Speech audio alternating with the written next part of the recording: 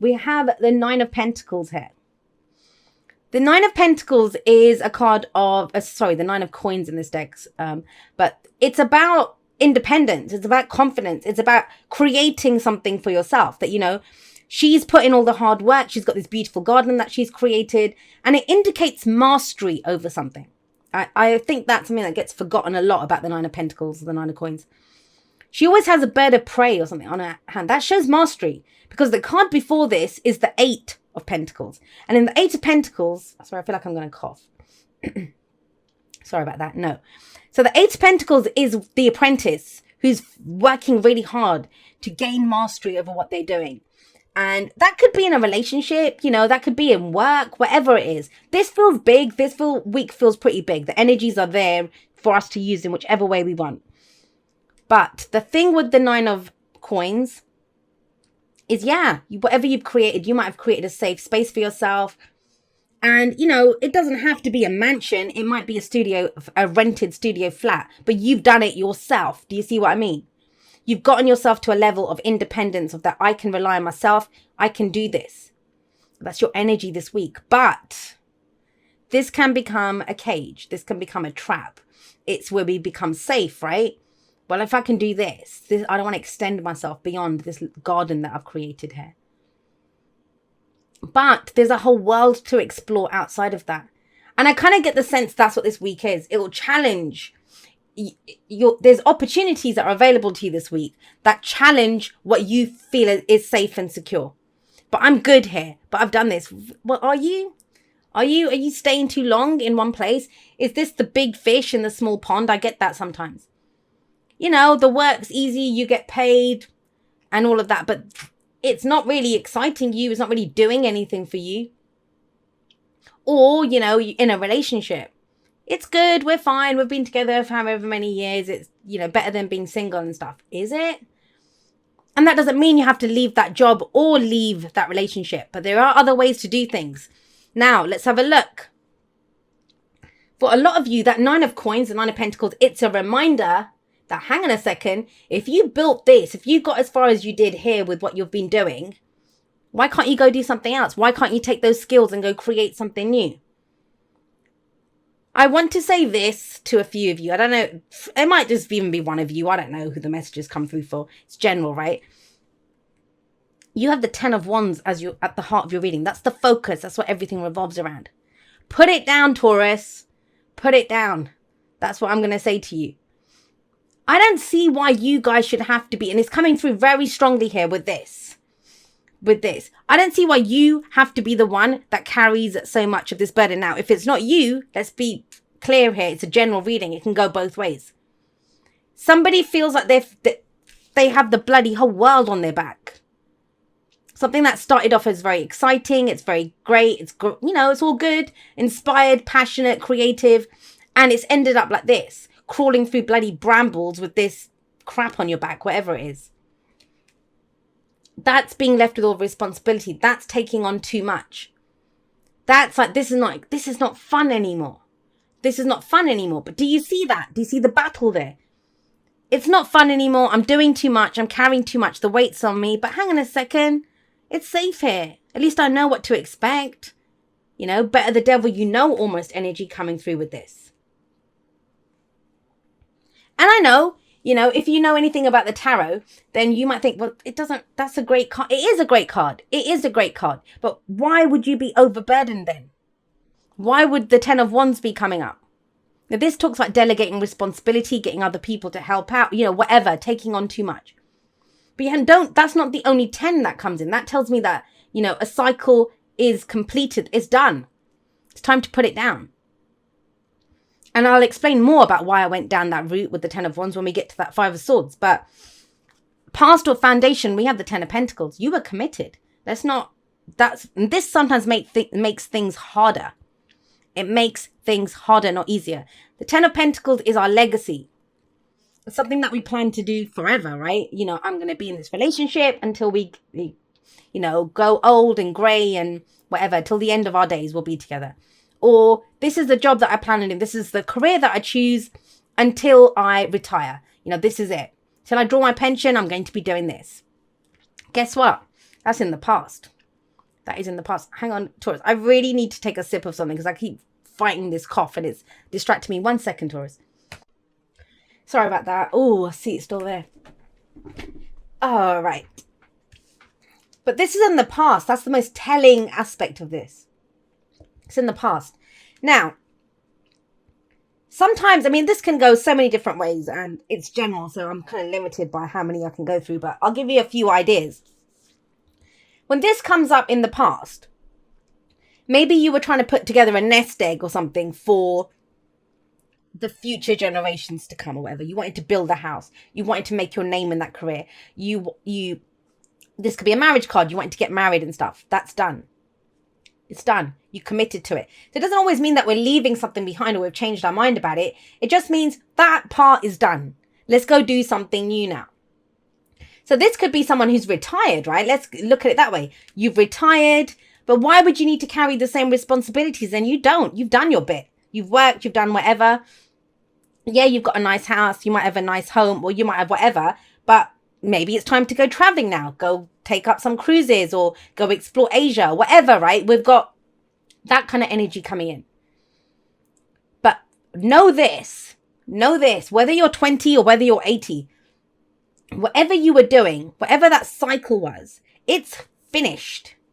You've reached the limit that you can reach there. And I think some of you have stayed too long somewhere, and that's why it's become a burden. You might have to still be doing it. I mean, there's beautiful energy. Beautiful. You know, stability, support, long-term stability, long-term security and support. But I think your idea of that is changing. Excuse me. And so with the 10 of Wands coming up here, maybe it's that the idea of what represented security and stability for you has changed. That in and of itself has become the monkey on your back. Now, what's going to really throw a spanner in the works for you guys this week is when the Wheel of Fortune shows up. And that's in the present. So some of you might already be experiencing this. Sorry, guys. Another coughing fit there. Don't know what it is about you guys. You know what it is? I've been reading all day. And I'm getting the last few done now after doing personal readings all day. And my throat's literally dry. I know some people take it as some kind of sign and, you know, all of this kind of stuff. But it isn't. It literally is my throat is dry from having talked all day. But I'll grab a throat lozenge in a moment. So, the Wheel of Fortune. The time is now. That's what it's saying. The time is now. You know, let's go forward. Some of you might be a second chance at something. Sometimes the Wheel of Fortune can be that. We find ourselves in a situation that comes back round again. So this is how we felt last time. It doesn't have to be the same job, the same person, the same, you know, the details of it might be different, but you feel the same way about it. So haven't I done this before? But so it can be a second chance, but it's about doing things differently this time. If you do things the way that you did, you'll get the same result, right? I always get the sense with the Wheel of Fortune that